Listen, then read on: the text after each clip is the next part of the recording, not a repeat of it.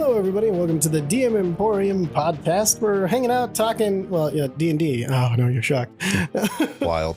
Wild things. Episode 6. Holy shit. Can't believe we've made it this far. I know, right? I expected us to lose focus around episode 3 and never release anything.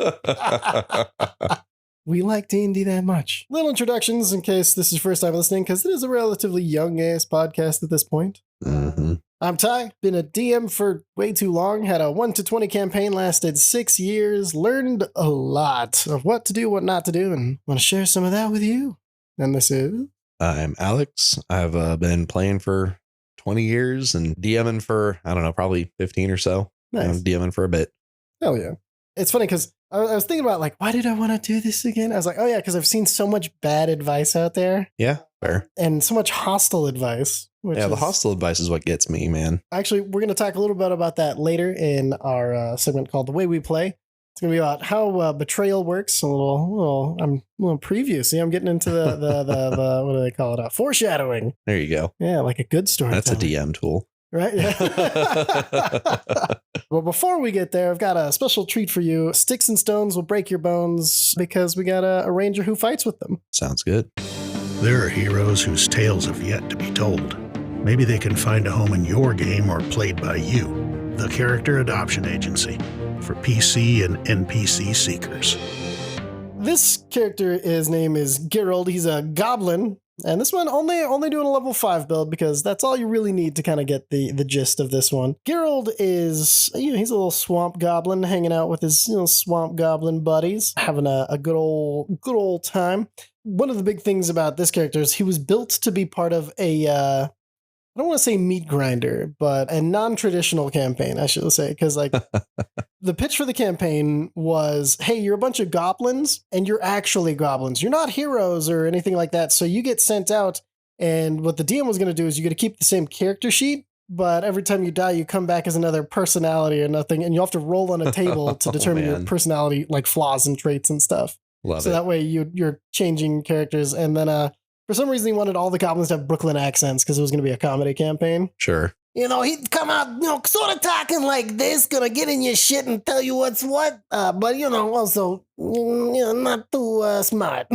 Good God almighty. Oh, yeah. He's funny because he has a 20 wisdom, so he's going to see the bullshit you're up to, but not smart enough to put it in words that are going to make sense. That guy's up to something. I don't know what. Yeah. But he's up to something. I don't trust him. Why not? Don't trust him.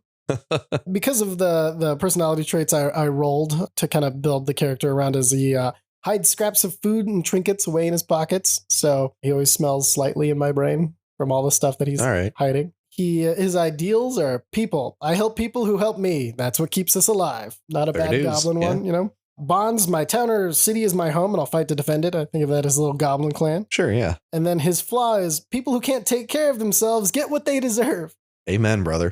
So like he's 3'3", so he's not like the smallest. He's got purple eyes, yellow hair. He is a dude, weighs about 39 pounds, like a little heavier side for oh my God, he's smaller than my 2.5-year-old daughter. That's hilarious. To be fair, your kid is also a titan among children. Titan of a daughter. But I chose the urchin background because it felt appropriate. Sure. Which gives you city secrets.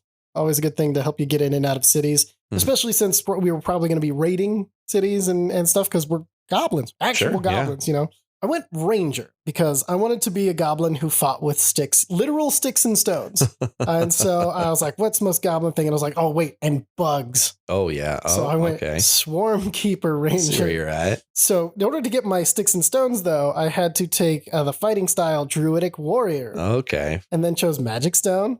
And your stones. And shillelagh, exactly. And nice thing, both of those being powered by wisdom meant I could just pump my wisdom super up so I could also be the tracker for the party and get us into and out of situations and things like that. Really nice. And then being a ranger, also having the speak with animals and beast sense to help us get beastly allies or extra intel from creatures, whether they be in the forest, the city, no matter where we're at. Sure. With Swarmkeeper, you get a mage hand, but it's made out of your swarm, so it's completely visible. And totally gross. But for a goblin who's maybe doesn't want to go 2 steps further because of traps and things like that, I felt it was essential. Sure. And then Fairy Fire and Web are just super thematic, fun things to do with the Swarm Keeper magic. I love the Swarm Absolutely. Keeper so much. Now, being level 5, I did get a feat. I took, guess what it is? You guess? Alert. Sharpshooter. I was wrong. Yeah, because Sharpshooter with my already hitting 20 and the +5 to hit, super damage from those magic stones. Oh, yeah. Because at level 5, I'll have 2 attacks. So bonus action, magic them, and then huck 2. All right. Super fast. All right. Or, if they get close enough, shillelagh, whack them with the stone. The cool thing about the Gathered Swarm is I can enhance those attacks even further. That's right. All right. On each of your turns, you can cause the swarm to assist you in one of the following ways immediately after you hit a creature with attack. Attack target can take 1d6 piercing damage, so you can enhance the damage. The target must succeed a strength saving throw, DC 16, or be moved up to 15 feet horizontally in a direction of your choice. It also knocks the creature prone. So 15 feet and prone means they'll have to use all of their movement just to get back to where they were. Nice. Also, it doesn't say they have to end on ground. Yeah. Yeah. No. That's a bridge clearer. It also says, does not say you can't smack people into walls and get some more damage that way too. Nice. It also does not say melee attacks. It says attack. So your magic stones can schwack people into the freaking distance. Nice. You can also use your swarm after you hit somebody to move yourself 5 feet horizontally in a direction of your choice. And it gives you half cover till the start of your next turn. So they kind of gather around you in this big buzzing awfulness. But as you're a goblin, you're totally into being gross. So yeah. No.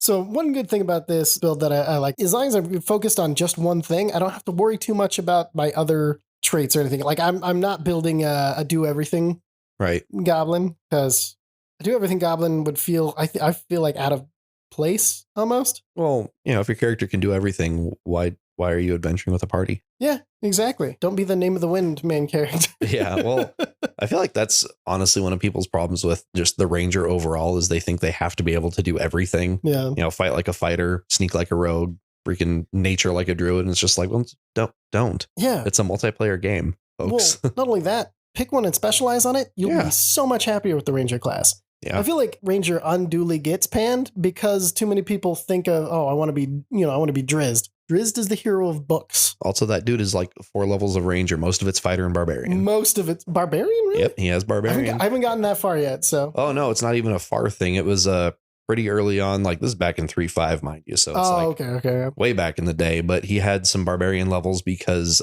he does lose his shit and rage a lot when he fights. Oh, yeah, that's true. Yep. I hadn't thought about that. Mm-hmm.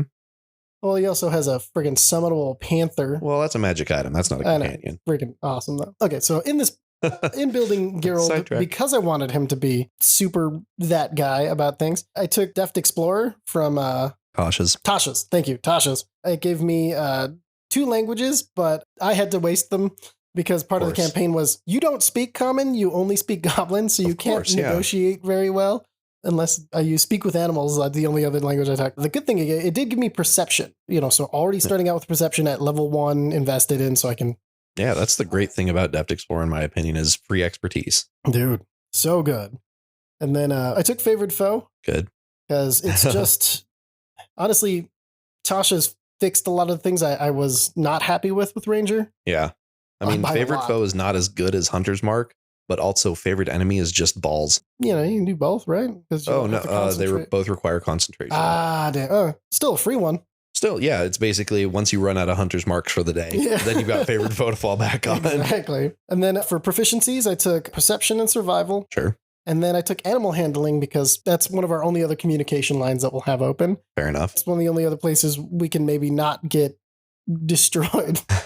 I did take Primeval Awareness as the optional class feature to give me Speak with Animals and Beast Sense. Sure. Well, that's very thematic for that build, yeah. Playing right into it. I was hoping at one point I could get like a dog or something to ride into battle, Just a mangy little, like a Sholo or something. Yeah.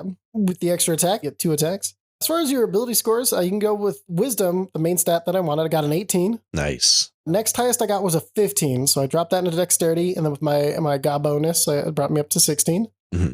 Next after that was Constitution at a 13. Oh. Intelligence at a 12. Oh my. Charisma at an 8. Okay, sure. And then Strength at a 7. Well, geez, now I know why you rely on magic weapons. Yeah, exactly. Your fists are more likely to heal someone than hurt them. To -2 strength. So. Yeah. But I feel like playing a goblin who's not super strong is going to be fun. Well, it makes sense too. Exactly. But nice thing about taking the urchin background, it does give me sleight of hand, stealth, disguise kit, and thieves tools.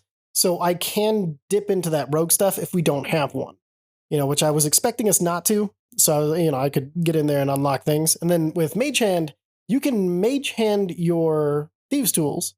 So sure. Use the swarm to thieves tools from afar, staying hidden in the shadows, having a good time. Real simple character. You do have some spells that you can fall back on. I do like the fact that you have 3 cantrips as a ranger, because most rangers don't get any. 0, yeah.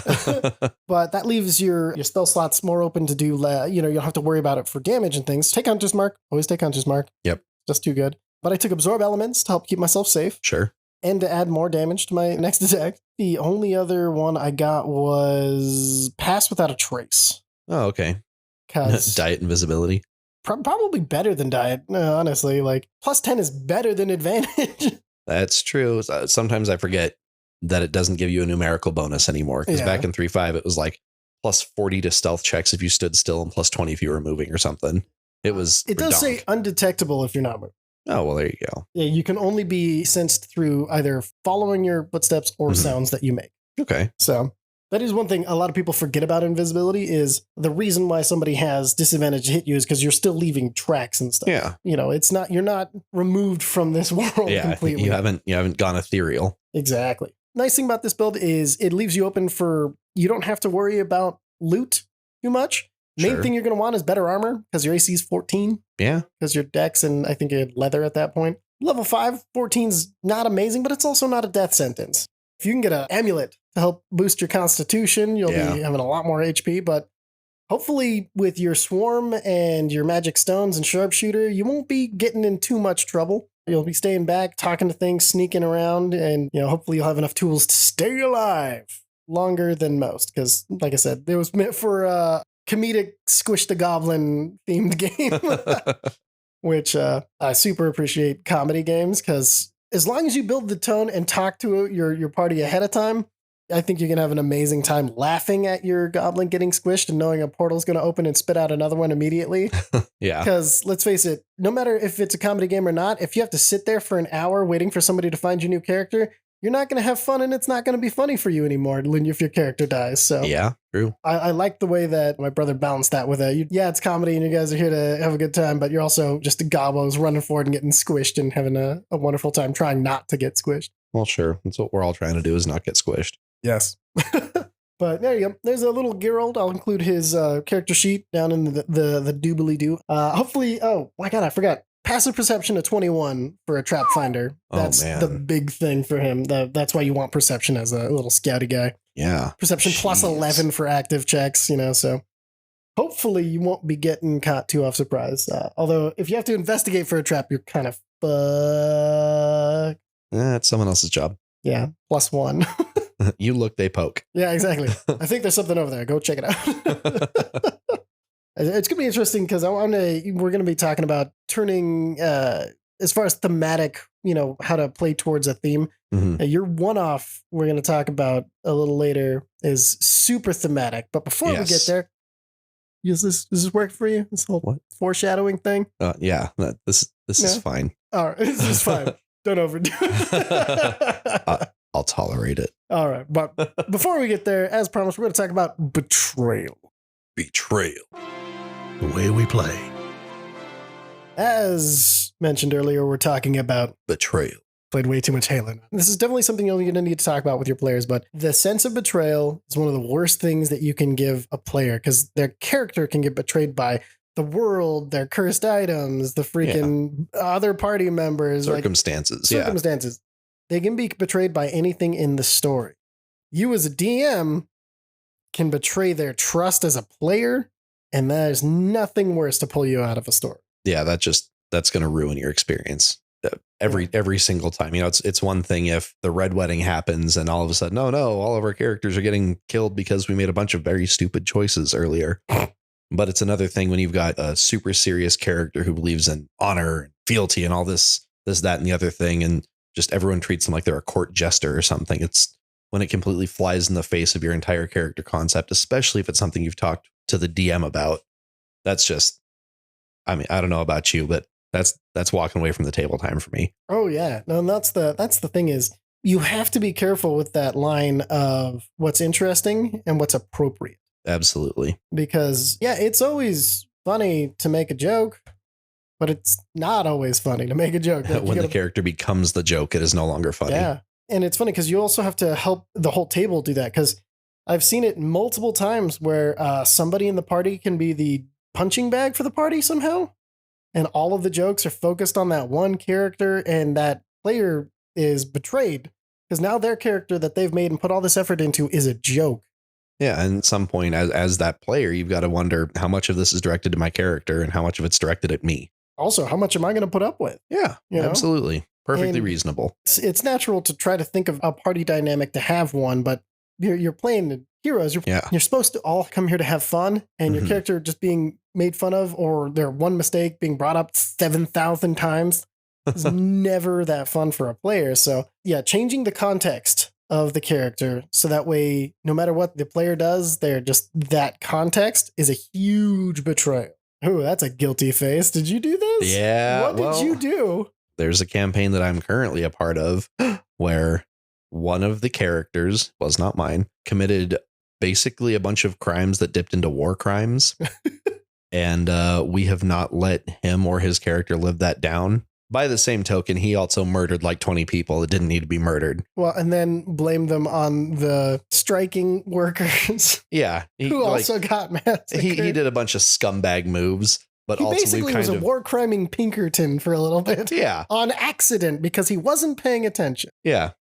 And so, But- like, on the one hand, we give him a lot of shit about that, but by the same token, it's also almost become just what his character is. Yeah. Now, it doesn't help that my character is very naive and straightforward at the same time. That character also is relying on the very little context they had for the world. Yes. I feel like with his evolution of unlocking memories and changing a lot about him is he's really going to help with that. Oh, absolutely. Yeah. He's also going to take a lot less shit you didn't from that take character. much Well, it's not taking the shit so much as just dealing with it. Like, oh yeah, we're just gonna murder everyone in this trade caravan. Yeah, now it's gonna be like, why? I see what you're saying. Yeah. Far less acceptable actions that being a paladin will do that to you. Hey, even a conquest paladin has rules. Yep. And that's another thing is it's really easy if you're not careful to fall into that as a player, especially because sometimes as a player, your context for other players' characters becomes so narrow because of one, when you're starting out a campaign, you have very little to really go off of, even though your characters may have known each other for a long time, but your players don't have that context in your head for them yet. Yeah. And so, hopefully over time that'll happen.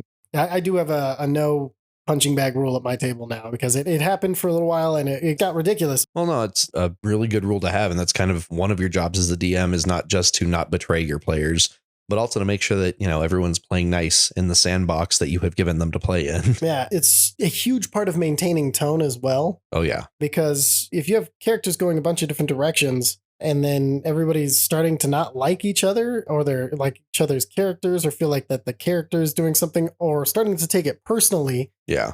It's unsustainable. Your game is going to fall apart. Absolutely. And even if you keep the same group, that game itself could be dead. Yeah, like it's not necessarily a group destroyer or anything, but how can you be interested if you feel like you're just going to walk to the table and get slagged every week, Yeah. And then you have a problem. It can go into other campaigns. Yeah. Somebody's I'm going to set up somebody else as the punching bag first. So I'm not in the barrel this time, or I'm going to get my little bitty revenge because you guys ruined this for me. It's your turn. You made a mistake. I think in groups that I have played with in the past, definitely not one of the ones I'm in now. We have a player who, I'll just be honest, the same guy who was playing the war crime Pinkerton, he personally ends up just being kind of the punching bag. Like he just, was making jokes at the wrong time, doing silly shit, and everyone kind of dogpiles on him sometimes. This conversation has gotten me thinking, like, how much of that is just tracing back to one time? Yeah. Like actually the first campaign he ever played in, we were playing Star Wars, like ye old saga edition. He was playing a Zabrak, a Darth Maul. And like one of the first things that happened is he ran up to meet the party. Something happened and this is back when we were in high school. It was very antagonistic DMing. All right. And I was not the DM. Let me get that out right Okay, now. all right. It was roll to see if you trust the devil man. Kind of. The DM had him roll and he tripped and got his horn stuck in a tree. That was this cat's first time playing D&D in Star Wars, which he loves like I love Warhammer. I mean, that is his shit. And now, it's got me thinking like how much of this us clowning on him goes back to that. Yeah. That one moment where it's like, and just as we've gained people to the group and lost other people, it's just like I am the last remaining memory of that. Yeah. That exists in our group now, but still I'll clown on him all the time. And that's the thing is you can change the entire concept and context of the game to that just being part of the game because honestly, it's easier for that to be a context and part of the game than taking it personally.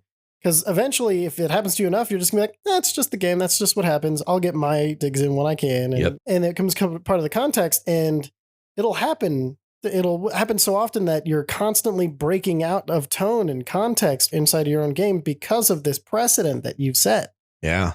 You got to be really careful with that because all of a sudden you're not playing just D&D. You're playing D&D with a layer of verbal fencing for some reason. Yeah. Jeez, this is like DM therapy right now because now I'm thinking of all of the other like problematic behaviors he has at the table.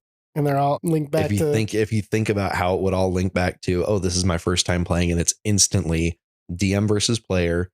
And I'm getting treated like shit and I have to fight back where and how I can. Well, and literally, if you can be betrayed by walking forward, I can see the deep suspicion and mistrust of everything, which explains why he plays rogue so often because he can go off and do solo things. And whatever he has a giant proficiency in because you have to, I mean, it's okay. We'll try to recontextualize it. We'll talk to him about it. Yeah, I'm going to talk to this man.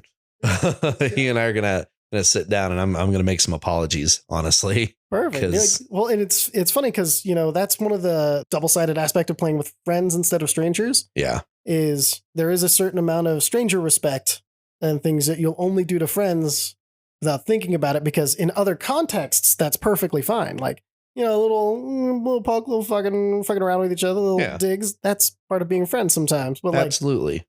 If you don't remove that context from the story, your story is going to be laden with that context. And I think that's also why in longer term campaigns, I think that's what kills a lot of them. It'll overtake your game. Interesting. Because you're all obsessed with playing that other game.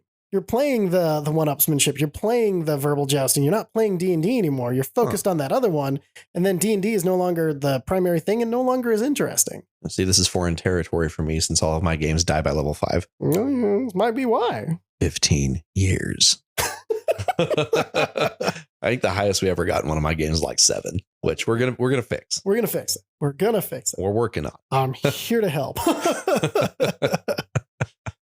I think another betrayal outside of context and everything is removing character choice, which goes into the Zabrak tripping. Yeah, because there was no choice made there. There was a roll for consequences. Yeah, absolutely. And without any choice being made. Because the thing is, your consequences as a DM have to be linked to a player choice. Yeah. In my opinion. Like, picking up the cursed sword is a hell of a fucking choice to make. Absolutely. And as a DM and as a player, I encourage everybody, make bad choices, make non-optimal choices. Oh, yeah. Not all the time, but, keep the story interesting. Exactly. If you only make optimal choices, you're playing it like a video game, but we'll get into that another time. Oh, boy. That's going to be many, I feel like many sessions of this. Yes. When you're removing the player from their character, because that's their part of the story that they have rights over, in my opinion. That's their territory. When you say, your character does this, is the worst. Oh my God, that made me almost gag. Yeah. I, as a DM, I will add flavor text sometimes and then double check to see if it was okay. Yeah. And if it's not, I will straight up be like, okay, sorry, what happened there then? Because most of the time I'll just be adding flavor to an attack, something like that. But occasionally I'll be like, this is the way your character, it happens a lot when I'm trying to describe the way something affects them. Mm-hmm. If I'm not careful, I'll use the language, this is how your character feels about that. I'm lucky that my players will recognize when I'm done. They'll be like, well, we've gotten to the point where it's like, I don't think so. I think they feel this way and everything like that because we've established that trust that you don't have to, You don't have to be like, oh God, here he goes again. You just have to be like, no. Actually, I think I'd feel this way. And then, okay, perfect. Right and then on. I'll recontextualize it. Unless it's something like a spell that's forcing you to feel a way. Yeah. You feel calm. Your emotions feel calm. Yeah. All of a sudden, everything seems okay. And you don't realize why everybody's so upset all of a sudden, Exactly. And that's the spell doing it, not you. There's a context. There's a reason. There was a choice made in the story. Absolutely. No, I completely agree. And honestly, I hope that's not as much of an issue these days, because it's one of the things I see the most online is, don't remove player agency. Yeah. And I wholeheartedly agree with it. Like there's a lot of newfangled ideas from you kids out there about D&D that I don't always agree with, but that's a serious one that I do. Like I am for that. 100%. It's such a weird thought to me to just be like, okay, well, I, as the DM, am now controlling your character. It's like, all right, at what point am I controlling your monsters? Yeah. That's not how that works, man. Another thing that you have to be careful with is playing somebody's character when they, the player, are not there.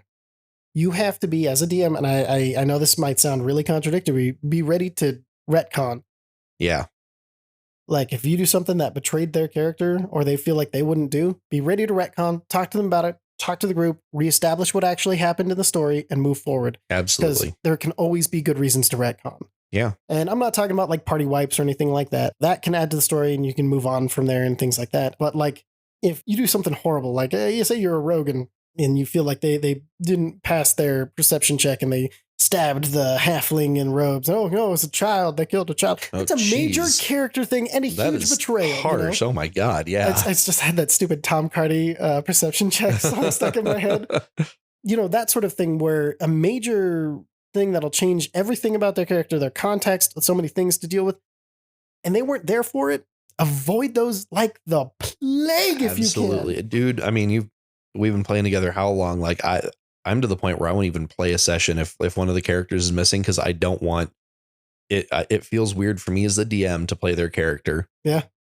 And I also don't necessarily, it's not that I don't trust my other players to play someone else, but it's just I don't want there to ever be that bad feeling of, what do you mean you did that with my character? Yeah. Because then, we'd have to retcon. So I'm just to the point where it's like, oh, someone can't make it. We're doing a one shot. I love one shots for that exact reason. I had a parallel campaign of one shots. If somebody missed and couldn't make it, especially towards the end of a campaign, there's so much that happens in a session that it didn't feel right. And plus that's another thing is playing without somebody where their character could have majorly benefited or had a huge perspective or impact on the story. Oh, like that sucks to miss. Strahd a month ago. Oh yeah.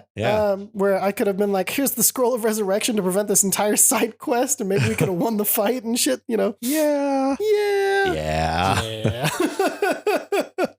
But that's part of planning. And sometimes you do have to just be like, okay, we need to be done with this part of the story. I do understand playing without players, and it does happen. It's just being super conscious about it. And then you as the DM, if you're going to have another player play them mechanically in battle, which is super common. And I think a really good idea because you as the DM shouldn't be doing that. You as a DM need to know that character sheet in and out. Yeah. You need to know the items. You need everything. It's not that player's responsibility to learn everything about this character for one session. Yeah. I feel like when it comes to items like that, Scroll of Resurrection, if you're the DM, Resurrection, that was a fun way. Resurrection. You as a DM, you need to be conscious of your player is focused on playing their character. Mm-hmm. And so you need to know that Scroll of Resurrection exists and be like, hey, did you want to use that this fight? Or do you feel that they wouldn't use it here and would try to do something else, Yeah. And then fucking texting exists. Yeah, absolutely. Take a 5-10 minute break, text the player, give them a call, be like, hey, you got a Scroll of Resurrection. That's a major item. Do you want to use it in this fight? And then, explain the context and everything. And I mean, hopefully if it comes up, if I'm off duty, if I'm away from D&D and someone calls or texts and says, hey, can we use that Scroll of Resurrection? I'm just going to say, because I feel like it's for a good reason. Yeah. Like someone in the party died.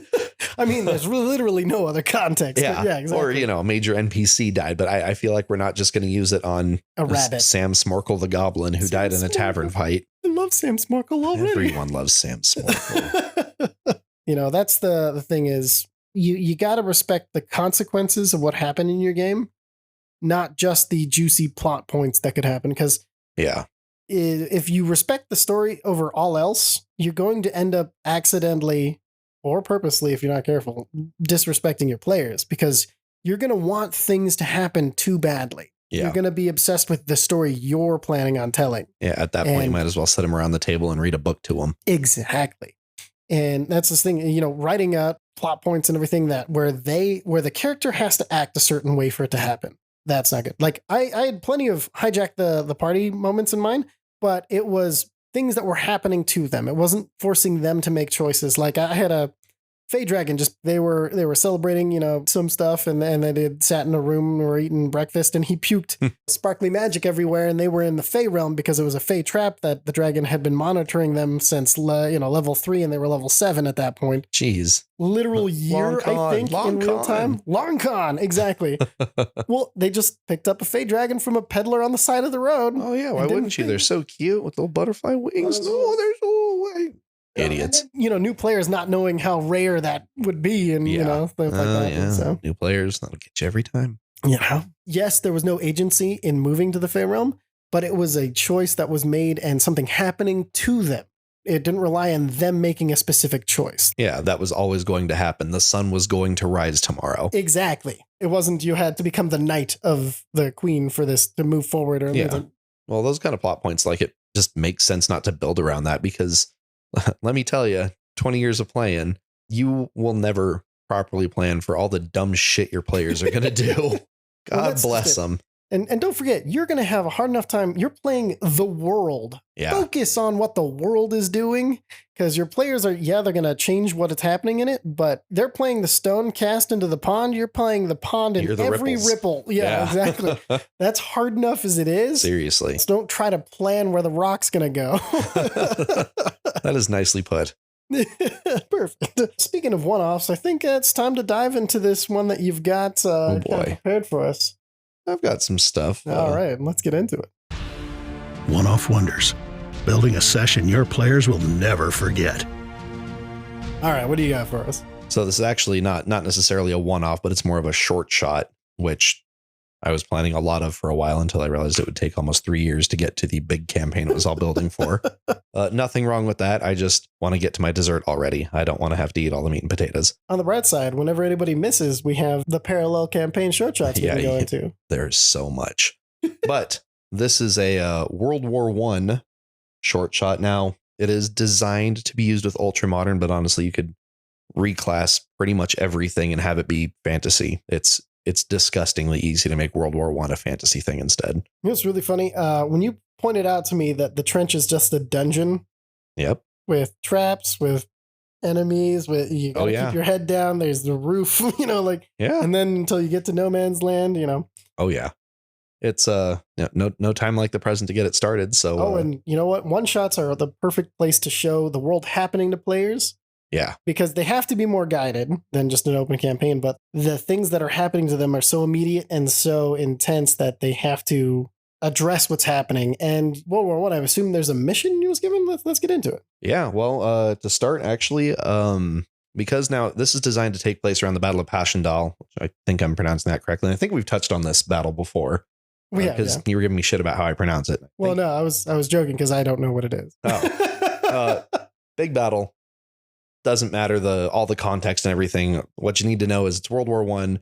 You guys are playing the Queen's Army. I mean, you can go look up the battle on Wikipedia. It's got everything. It's got Canadians. It's got British soldiers. I'm pretty sure that a Gurkha regiment was present. New Zealanders, even Rhodesians. Damn. Yeah. Love their dogs. Same. But I mean, it has, you've got a whole lot of stuff that players could get interested in playing. A lot of really cool cultures that were present in that time in that war. So rather than saying, all of you have to be British from the, 141st Queen's Foot, anything like that. I was going to play the classic super mustachioed sergeant. Let's go. Well, of course. I mean, someone has to find our way through these battles if we stay together and keep our chins up. You sound like an officer, not a non-com. Exactly. Yeah. No, that's what he wants to be one day. That's what he thinks of himself as. So instead of having forcing everyone to be from the same thing, it was, here's the list of countries you can be from, and here's all the different classes that are available, which included civilian because, hey, the draft was on. What? Not again. It starts with everyone, doing the same, introduce your characters. and everyone's in the mess tent. So that's why it's mixed company. Everyone's just Perfect, hanging out, doing their thing, getting some hot chow. And then whistles start blowing. You're under attack.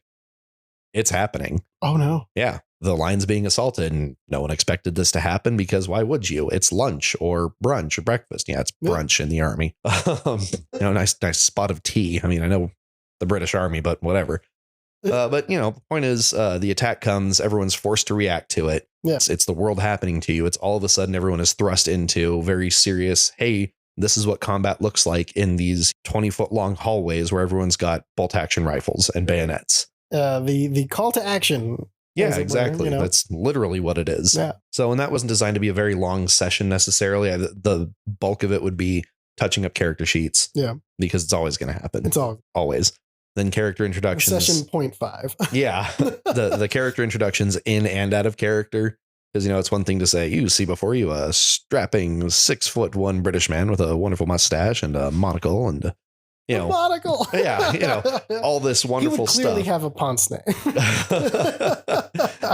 But then it's another thing to be like, okay, so realistically, human, obviously playing a marshal. Here's my, what ladder I'm picking, this, that, and the other, so that the other players kind of know what they're working with, which I think is important unless there's something in particular you want to keep back about your character. Like I've played apparently fighters before who it turned out were ninjas. Ah, yeah. Kuroda Kenji, rest in peace.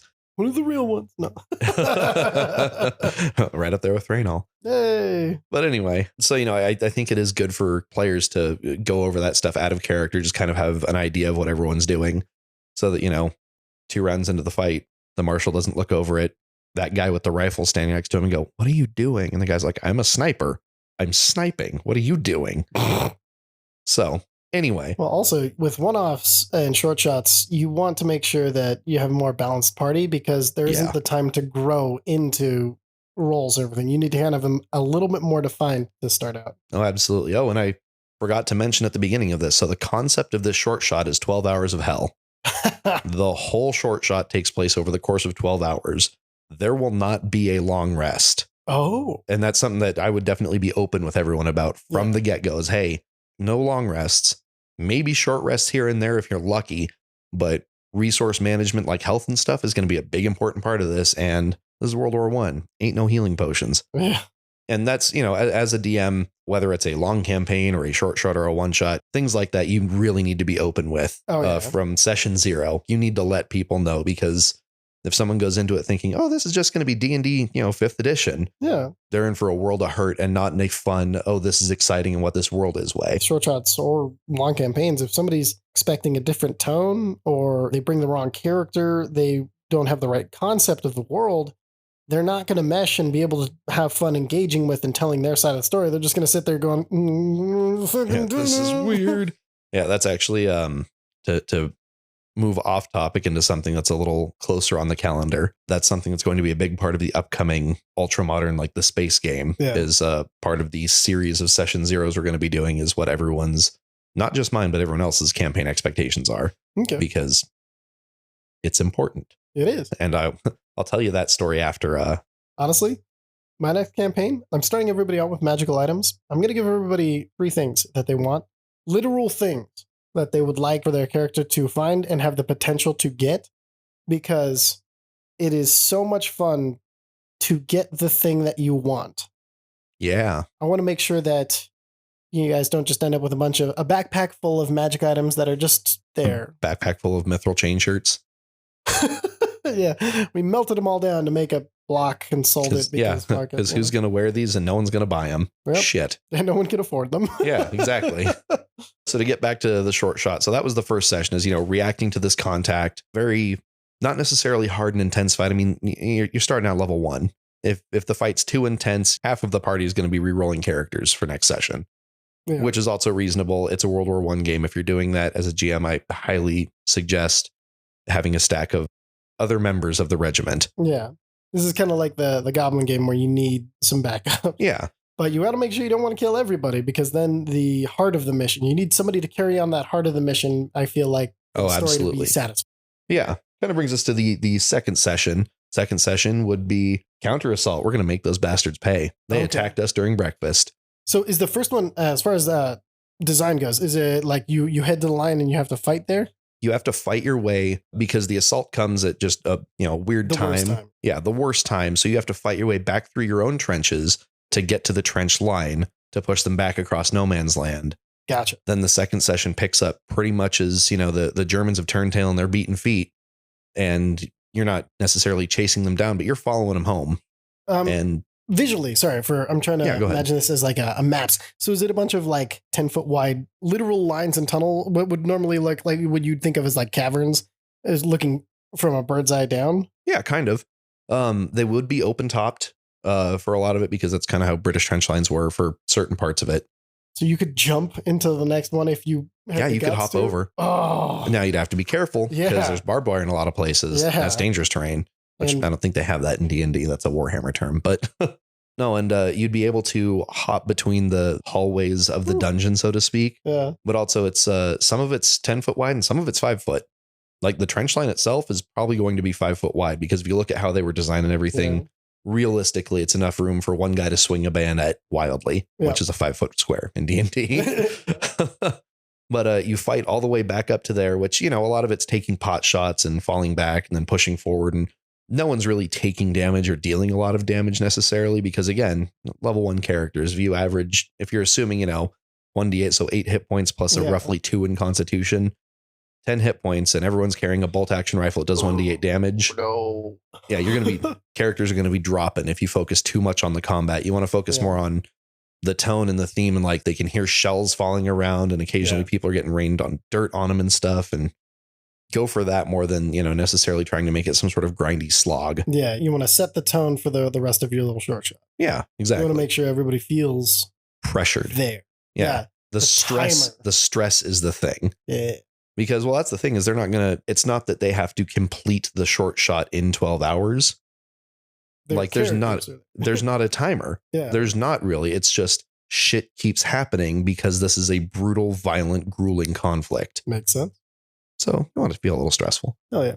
So we've fought our way back to the line. The line. And that's first session. That's First it. session. And honestly, I would level everyone because part of the purpose of this short shot was designed to get everyone familiar with some of the special rules and how the leveling works, because it's the same as, the rest of 5th edition, but there's other stuff like how the archetypes work, how the ladders work. So I wanted to focus on people being able to grow characters, not necessarily like not growing, looking at them from a level 10 perspective and just filling in the blanks, but grow naturally. And growing mechanically, not from a story perspective, because we'll have time for that. And our party, I think, more or less knows how to grow their character from the story side, but dealing with new mechanics, that's something that I wanted to take the time to really focus on. Yeah. So probably every session's a level. Okay. That makes sense. Yeah. Doesn't hurt doubling in hit points. Yeah. Well, and especially when you get to the more hit points you have, the crazier shit can get. Yeah, absolutely.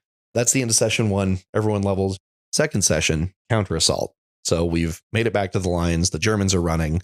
You've got to follow them across. Now, part of that, and this is something that I was actually grappling with when I was trying to plan around the campaign, is how brutal do you want to make this? Because on the one hand, I could be rolling basically Warhammer scatter dice and ripping pepperonis if a mortar lands on your character. Yeah. It's only frag grenade damage, but only frag grenade is, I think, 2d8 in this system, which that's enough to pulp you. Yep.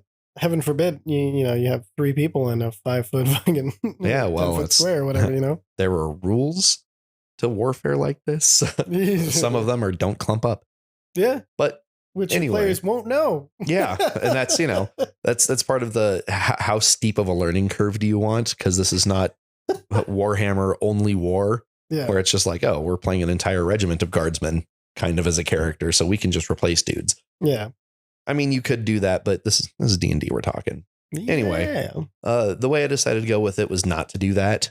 Maybe have someone take half damage and then they can roll a save to take quarter damage from a mortar exploding nearby, just to kind of remind everyone, hey, there's explosive shells falling from the sky. Oh God. Yeah. Have very clearly defined, brackets of machine gun fire where, yeah, you can move in there, but something's going to happen if you move into that lane. Yeah. And then, have the rest of it be difficult terrain. Perfect. Now, would you have the players have a resource or anything like calling in an airstrike or anything like that? I mean, with what? Yeah, I was gonna say World War I. Maybe with a flare gun. Sorry, call in a mortar strike on a position or something like to help. With what? They didn't have radios. because this is still kind of building the feeling of stress and pressure on everyone. That's honestly for like the first 4 sessions of this. It does that and continuously builds on that feeling. And then in the 5th and 6th, it doesn't rely so much on mechanics and narrative to do that, so much as that's just the expectation everyone has now. So they've built the stress up in their own heads, because they just sent an assault that then got very heavily and handily repelled. There's not a bunch of machine guns up. I mean, it's That's not fair. like you're assaulting a full line. Well, and you're probably getting at most somebody's pausing to turn around and fire and then keep running. Yeah.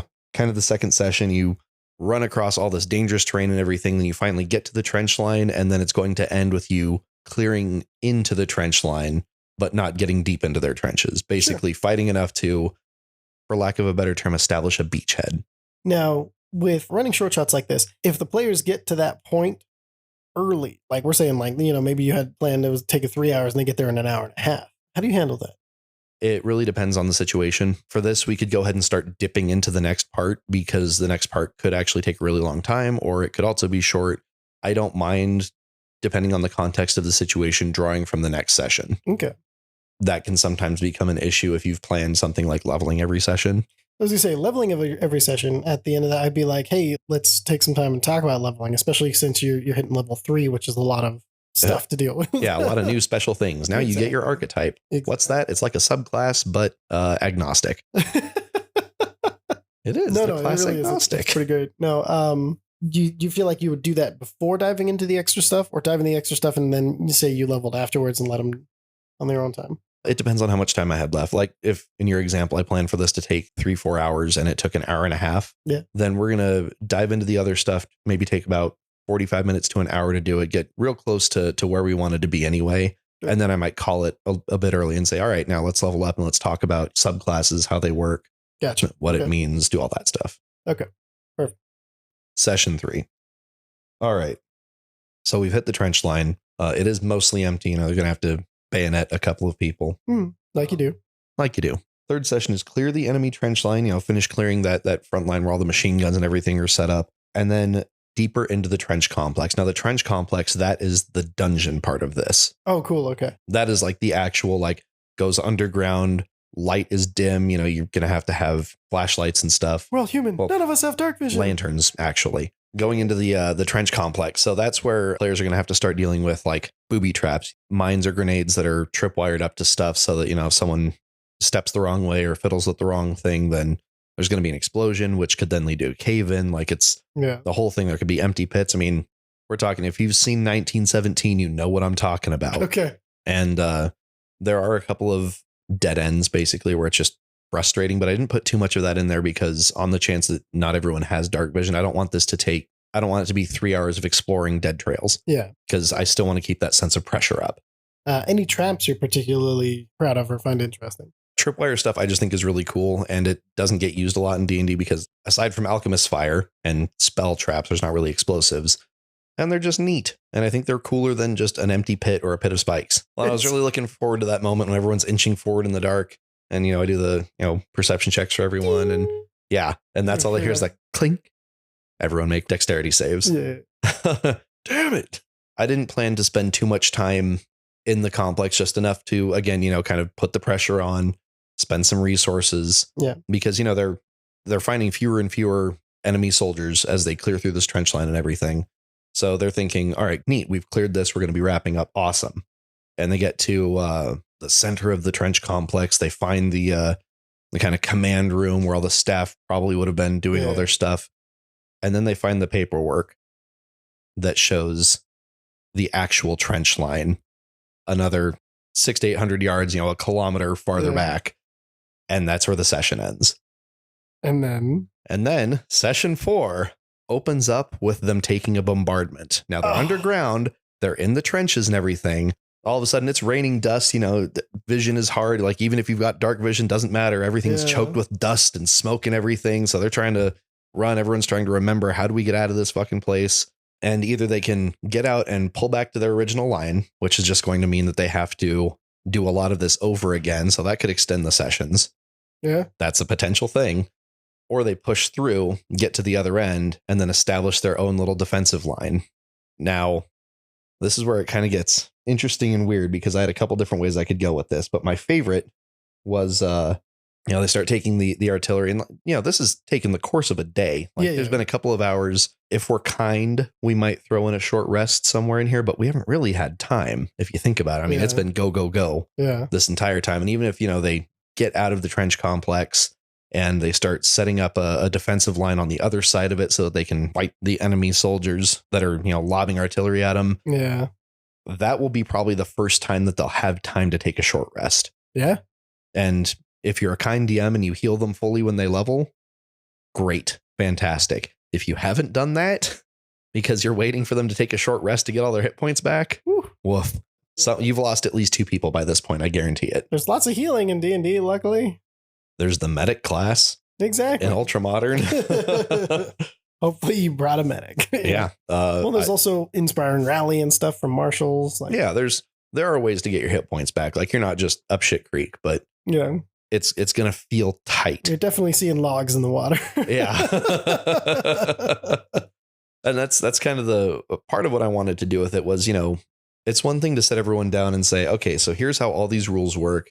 Here's all these different mechanics. Here's what they do. And, basically you could give a PowerPoint presentation and no one's going to have fun with that. Yeah. You could also do a very normal dungeon crawl that's regular D&D stuff. Just instead of goblins, it's bandits or robbers or terrorists or whatever. And you could adjust that to be whatever era or timeline or theme you were looking for. Yeah. But I feel, in my experience learning some things in stressful environments, stress can help cement some things for you. Yeah. And really kind of reinforce how things work. Stress without real consequences. Yeah. Can be a very engaging way. Yeah. Something I feel like.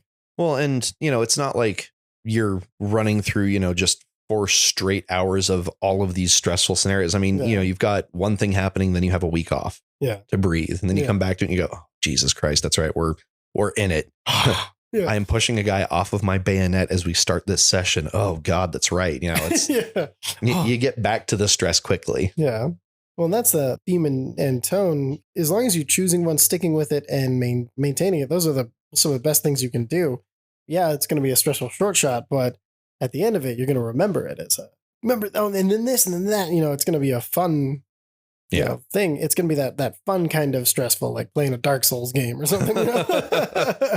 Well, to continue down this 4th session, eventually the artillery bombardment stop. They get a chance to kind of catch their breath, build up their fortification, or their not fortifications, but a little bit of a defensive line if they want to, throw some sandbags up, whatever. Yeah. And night's beginning to fall. Uh-huh. And with night falling, this is where the campaign takes a dark turn. I already know the turn. I'm very excited. Yeah. There's going to be some NPCs that have survived the artillery bombardment with them. And at some point, some officer somewhere is going to say, all right, I need volunteers.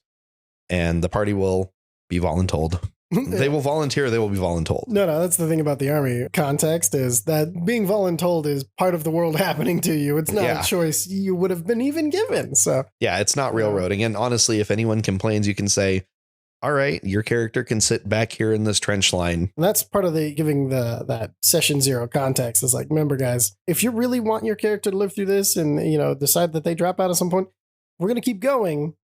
And you better have another character ready or another name to write on your character sheet. Yeah. And bear in mind, shooting yourself in the foot was punishable by court-martial and firing squad. Oh, yeah. So, so the party is voluntold, something as simple as calling out the last names of their characters, saying 1 step forward, march. And look, all of a sudden, the officer has volunteers. Yep. Because they need to send someone across the no man's land between this false trench and the real trench to kind of figure out what's going on and possibly take out a machine gun nest. Yes, now we are to some more otherworldly inspiration in the form of the King's Man. Such a wonderful D&D, like I swear to God, like you can see the dice rolls with that. Oh yeah. So I won't get into that whole theory of mine, but that's a hilarious theory. Actually, sometime we should just we'll do an otherworldly inspiration on it soon. So if you think about it, this session has not been very long. No, this has probably been 15-20 minutes, half an hour tops. Yeah, you got bombarded and then you got told. Yeah, but it already feels stressful. Yeah, because you're just coming off of getting a bunch of high explosives dropped on your head. Well, and your character's probably thinking, okay, we made it through this part. Everything's coming up. Things are going to calm down for us. Like, oh God, I got to go to no man's land. Yes. And a kilometer of no man's land. And the players are advised that they can bring their firearms. In fact, they should, but they should not fire while they're in the no man's land, because the, machine gunners that are being set up on their new side, as well as the enemies, they see a muzzle flash, they're going to shoot at it. Oof. Because you don't know what side it's on. It's not like they come in different colors for what side, you're playing. It's not Star Wars. Yeah. And of course, now your players who've seen the Kingsman are like, oh boy, here it comes. I know what's happening. We're gonna trench shovel. Wait, I'm gonna be the sledgehammer guy. Yeah. Hell yeah. As they're crawling through the mud and everything, and you got to really get into the narration of the smells and the feeling and all that stuff. The rats. Yeah. Don't make it fucking disgusting to the point where people leave the table, but remind them that this is not a clean, tidy war. Yeah. This is gross. It's unpleasant. Give them the context, but don't get ridiculous. Yeah. But do focus on the smell. Yeah. And focus on the reasons why, horse corpses, people corpses, stuff like that.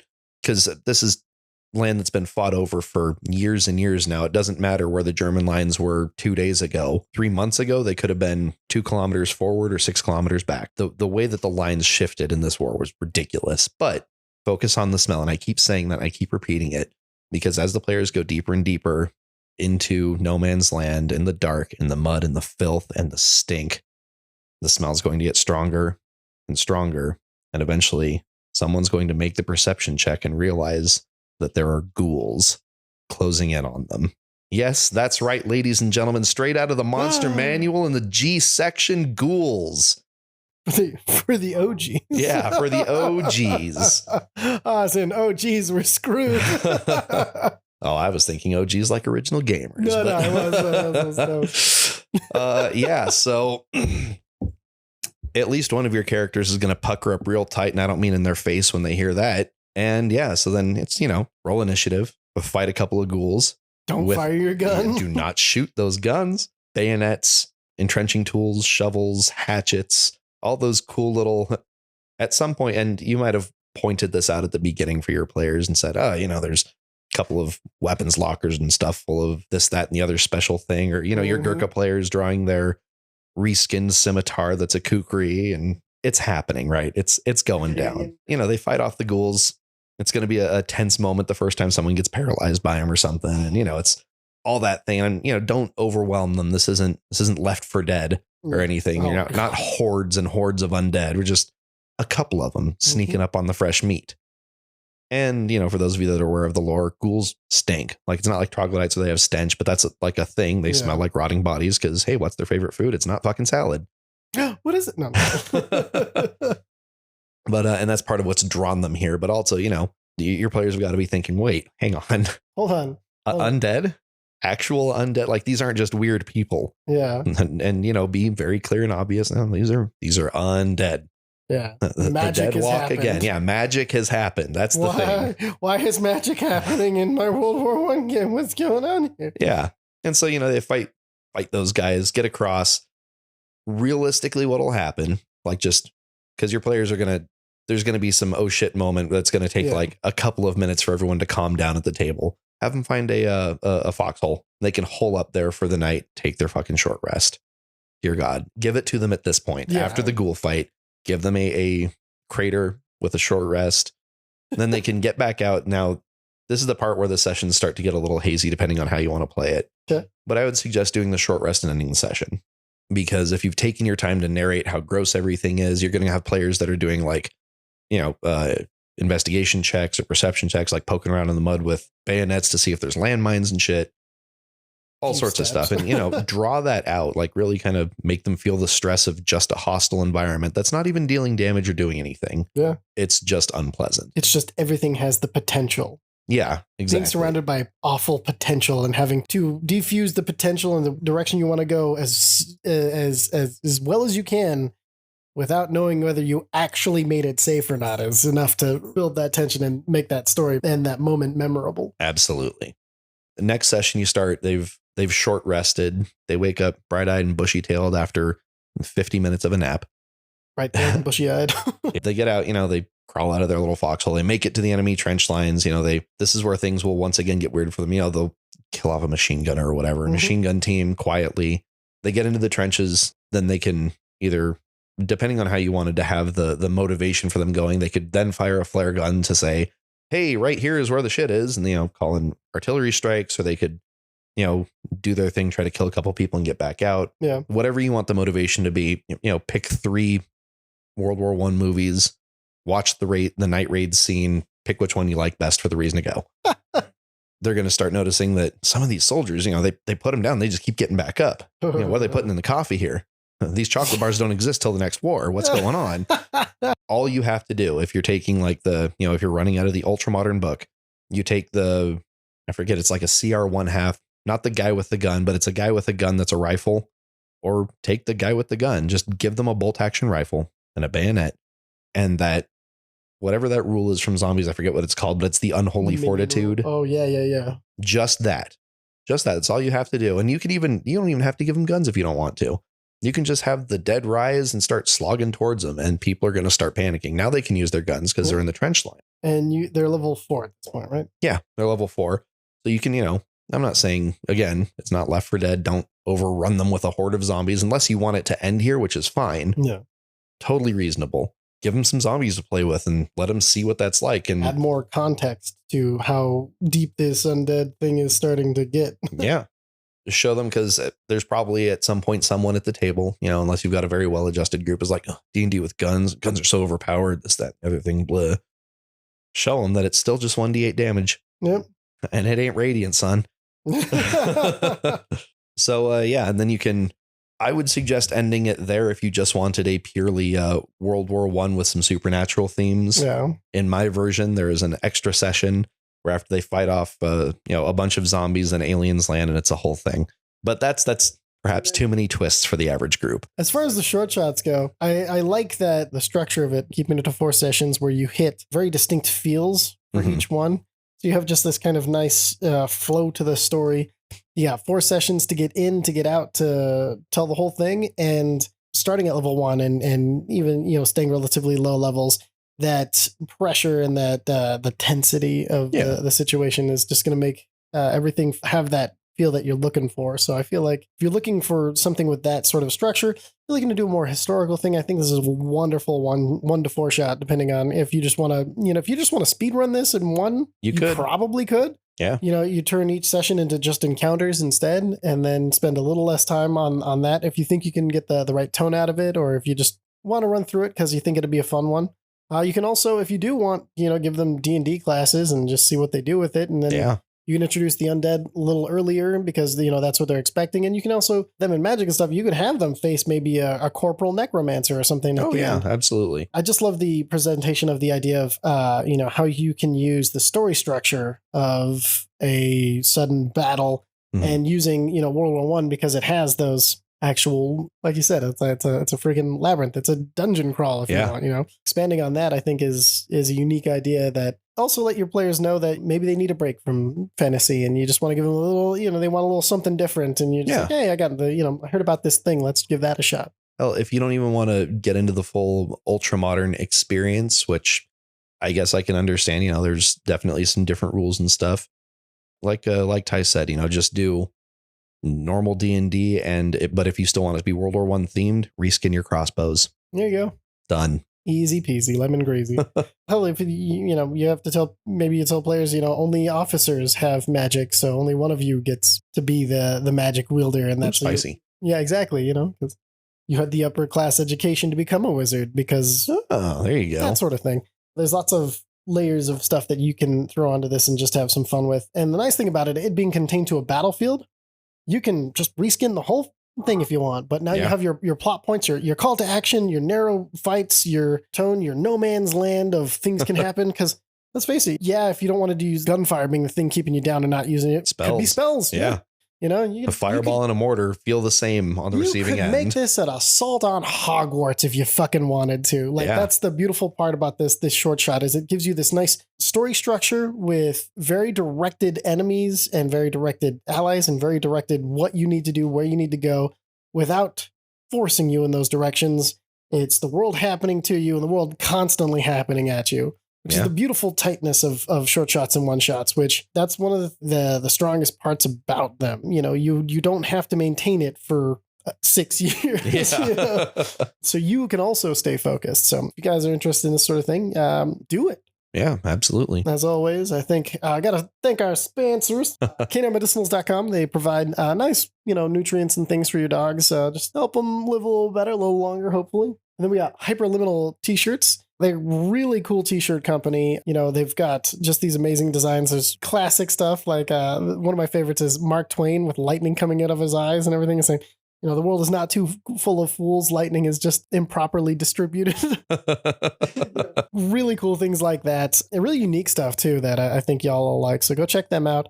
In the meanwhile, run the game you want to play. You've been listening to the DM Emporium podcast. To support us, click the links in the description. Buy a t-shirt or join our Patreon. Join us next week for more builds, game running theory, and useful tips for any campaign.